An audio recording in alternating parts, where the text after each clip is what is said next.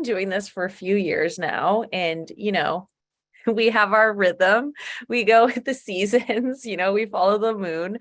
And so every week we have 30 minutes together to feel our feelings, write our words, as I always say, or at least sometimes I say that. I was originally planning on having the theme for today be actually using the writing game that I invented, which I think I probably was able to come up with the idea to make up with this game, like because of you all, like, right? Like if I didn't have this practice, would I have actually come up with that idea? Probably not. But I was waiting for a delivery of them to come to Louisville. So we're going to do that next week. So be here next week for very special live game with writing. It's going to be very fast paced, very fun.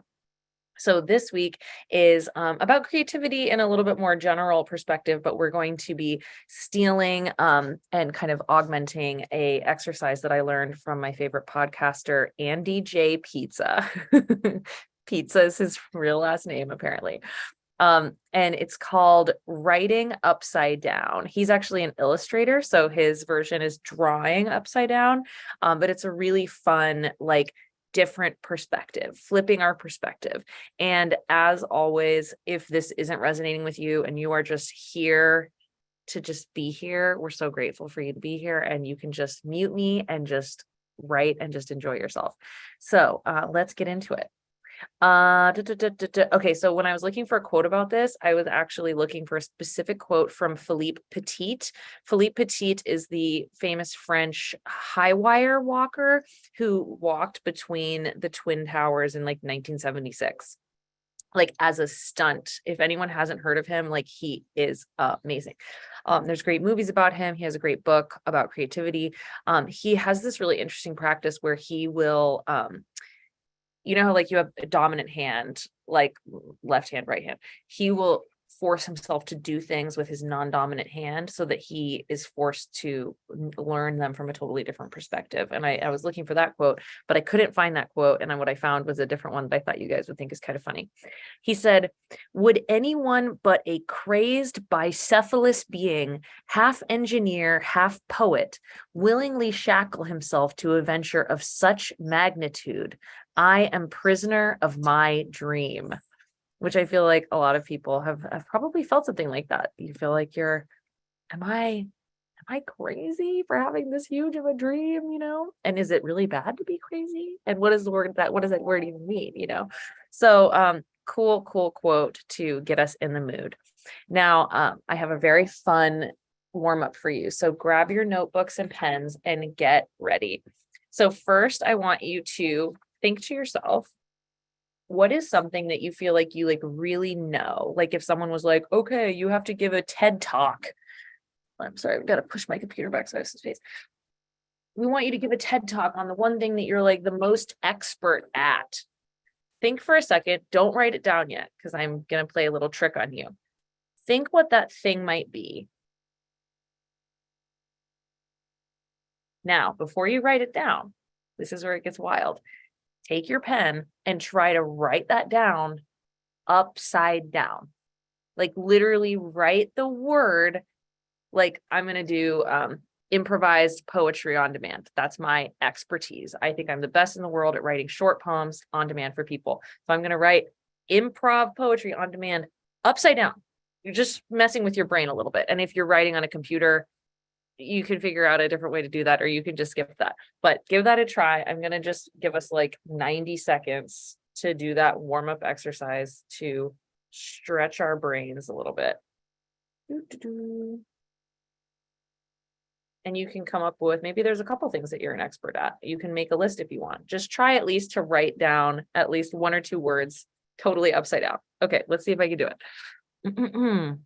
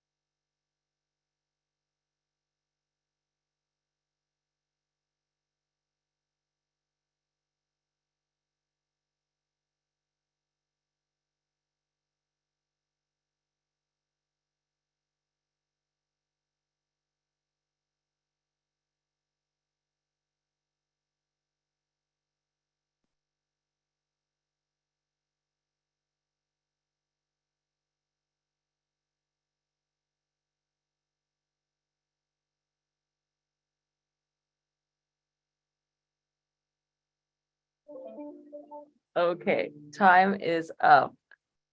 I'm just gonna show you guys what I wrote because it was easier than I thought. Like, did anyone, what do you think? Does it?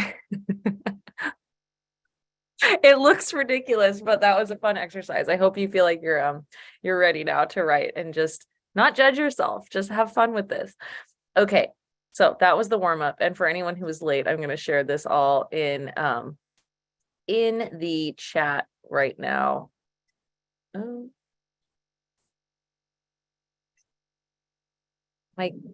my notes app is like freezing right now, so I'll share it in the chat in a second.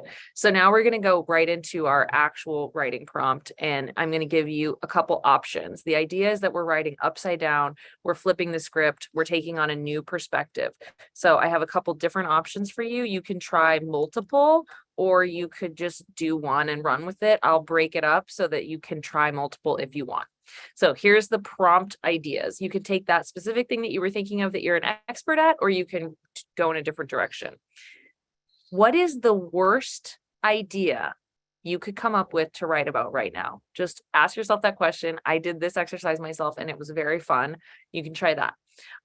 Another one, say you have your expertise thing. Decide what you want to write about. What kind of conclusion that you're coming to in your writing. Maybe you're going to write a sonnet. Maybe you're going to write freeform. Doesn't matter. Think of the very last line. How do you want the reader to end?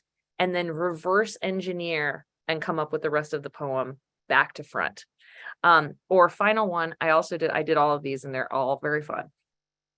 Get in a fight with yourself. Have a conversation, write it out like a screenplay, conversation with someone that, sorry, I meant to say who disagrees with you on this topic, not agrees with you. You want to have someone disagree with you. So like say, I think I'm the best at writing on-demand poetry. Someone's going to tell me that they're the best or I'm not the best or whatever it is. And you can write out and see what happens. So if that doesn't make sense, if anyone has any questions, ask in the chat.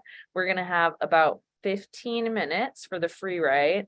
And then we're going to have, of course, our 5 minutes at the end to share. I also wrote upside down and backwards. Yeah, it's like, because I couldn't even imagine writing upside down and not backwards. That I'm going to try the other way too. Okay, enjoy your free write and I will see you in 15 minutes. I can't wait to see what you come up with. I'm going to play music like I did last time. I think that was kind of fun.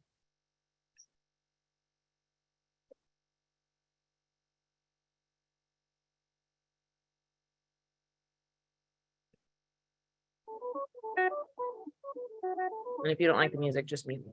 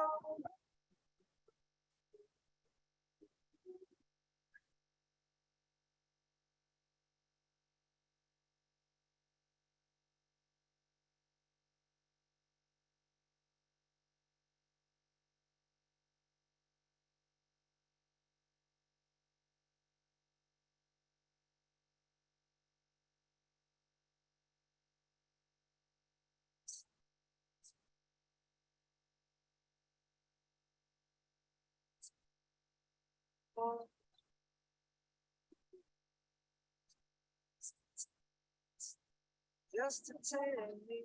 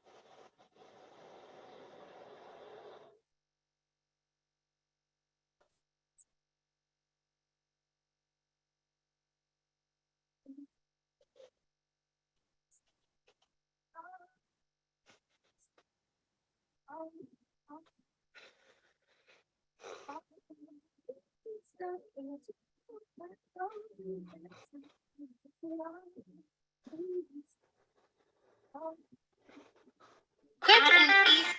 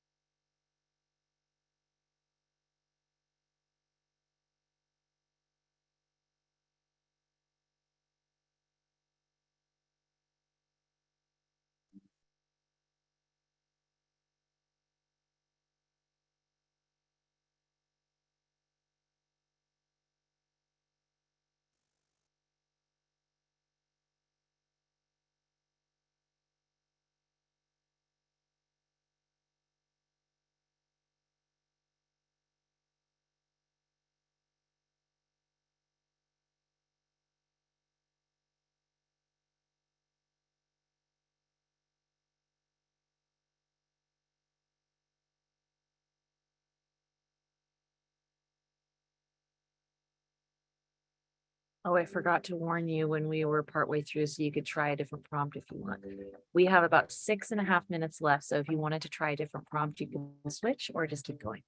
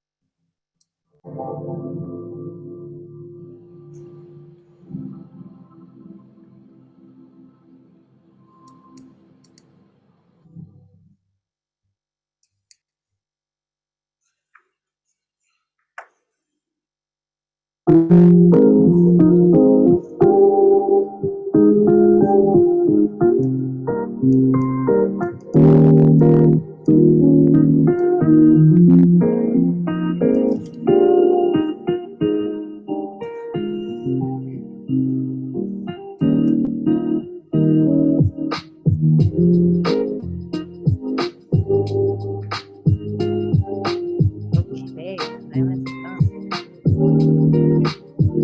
And if anyone is wondering about this cool music listening to,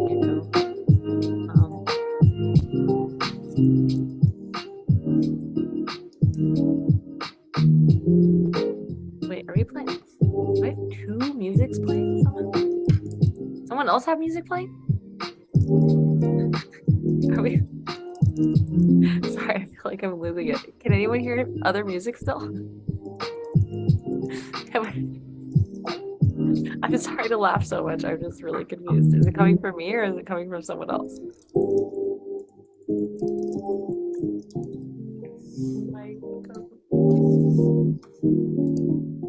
Okay, well, we're just gonna let that music keep playing in the background.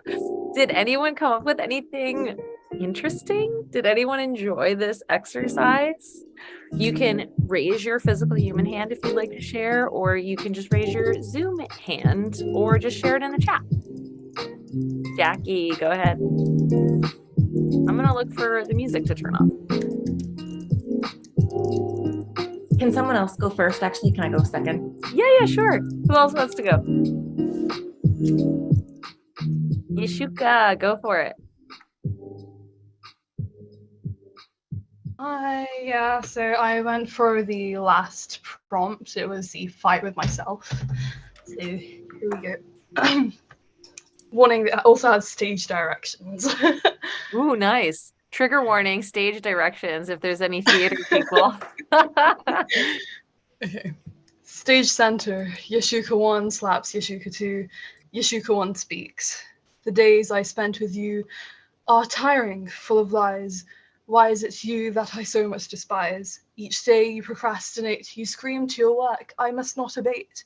But your hips muzzle down your guitar, and any willpower is left to dissipate. Yeshuka 2 screams back, stage right. Why can you not accept the right of life? Godspeed the words you hear me say, but I can't hear your love for life reciprocate. The constant battle you and I are in, called self-worth, stinks like the venomous crate. I hate to see you constantly depreciate. You are no longer my love till I see you learn.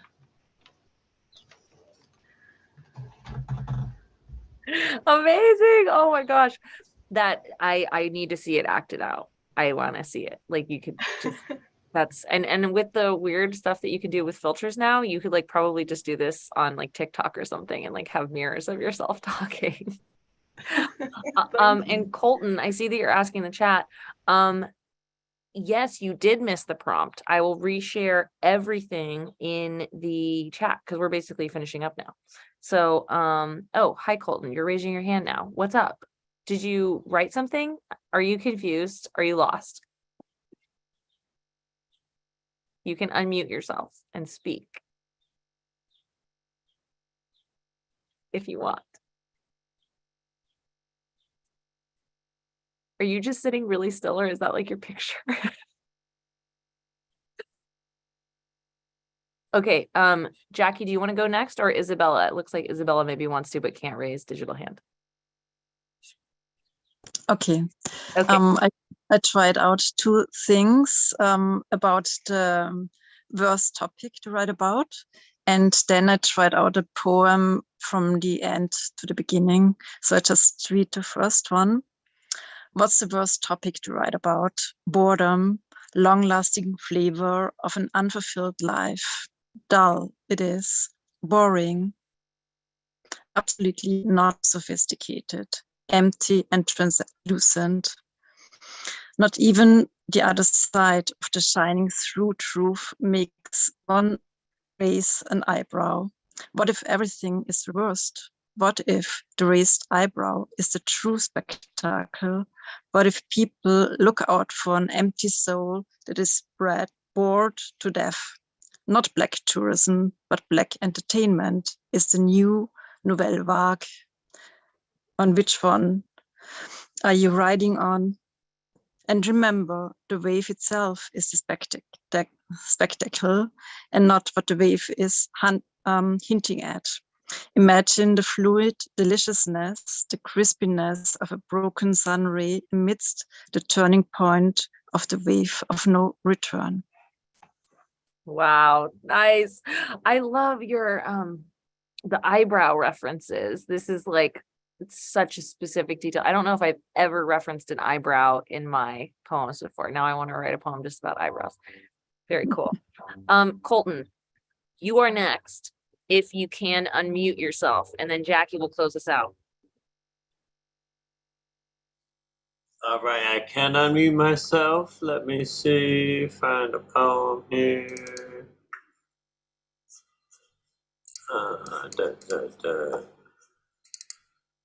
Okay. I wonder if this one will have it too.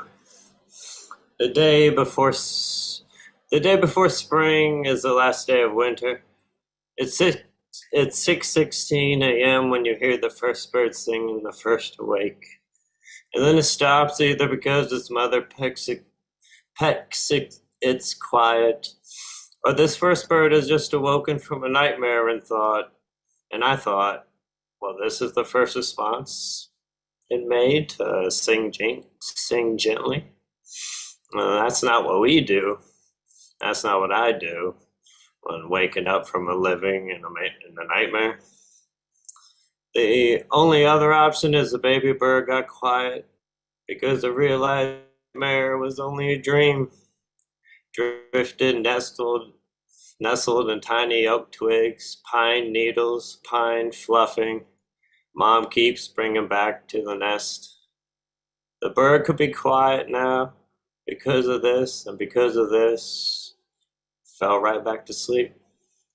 Now it's almost 6:30, or is it 7? The time for to sing is probably always, or whenever they feel like it. Yes, this sounds better to me. This is the option we will go with. The bird is quiet because it is asleep.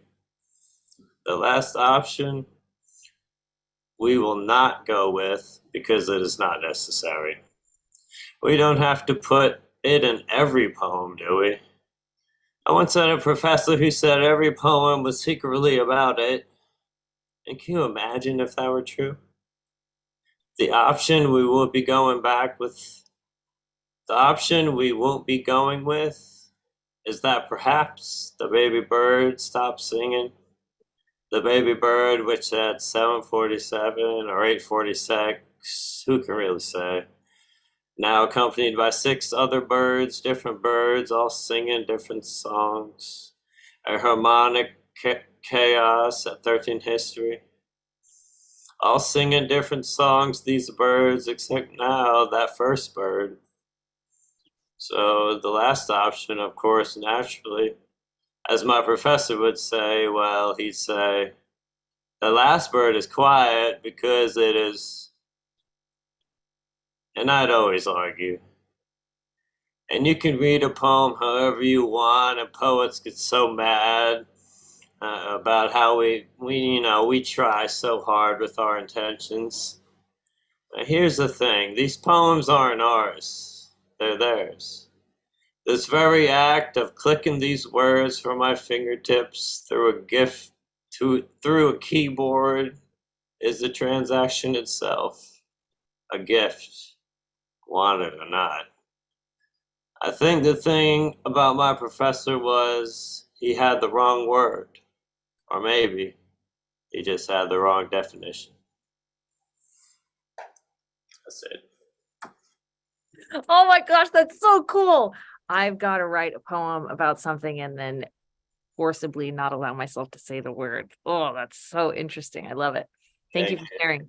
I seem to have a vast amount of bird poems, so I'm collecting a bird collection somehow. You could make a nest of your bird poems. Thanks, y'all, for listening. Of course. We're a little over time, but I'd love to hear yours if you still want to share, Jackie. Yeah, for sure. It's short. Awesome. I did the last line first. Cool. So I'm at the park again for my daily prescription of reveling in the sun, squeezing dirt between my toes. I take off my glasses, earbuds in, begin to move, twist, sway, bend, nourishing my body, still aware of passersby, of the overlooking benches. I remember the soil that lives in my bones and the reddish brown sludge that emanates, calling it forth again and again, anchoring me in my body and the present moment. And that is how I learned to be okay with being weird in public. So that's the one that you just read last was the one that you started with. Like that was the first thing you wrote. Yeah. So cool. I love that. I struggled with that one. You did a much better job of than I did on that one. Wow. Earlier I shared in the chat the link to the game that we're going to be playing next week. If anyone wants to check it out, I'm pretty passionate about this. I've been working on it for a couple years. So if you want to acclimate yourself with the concept, it is in the chat, and I cannot wait to do that with you all next week. Thank you for